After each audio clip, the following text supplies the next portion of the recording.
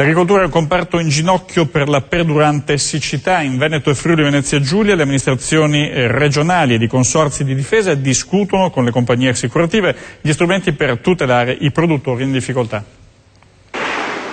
Dopo l'allarme è una riunione dietro l'altra. Vertici continui per capire come riportare un minimo di serenità fra i produttori agricoli veneti duramente colpiti dalla perdurante siccità che ha danneggiato irreparabilmente le colture.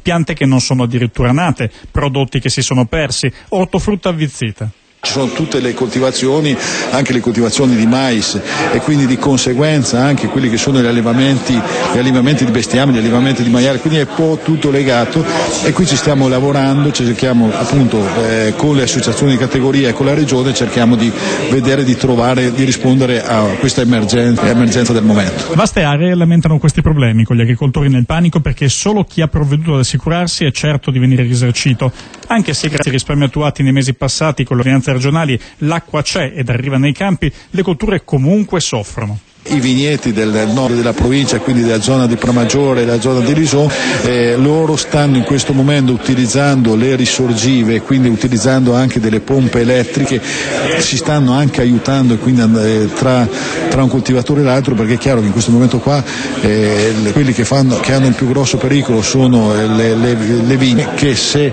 dovesse atrofizzarsi quello che è il potrebbero essere un danno irrimediabile anche per gli anni prossimi. Si mobilitano intanto anche le diverse compagnie di assicurazione, i cui ispettori operanti in Veneto e Friuli hanno coinvolto le due regioni e i dirigenti dei consorzi di difesa a discutere insieme della valutazione dei danni. Puntano ad ottenere una gestione uniforme del danno e capire quali possano essere proposte assicurative comuni per tutelare il reddito di impresa degli agricoltori oltre le colture agricole stesse.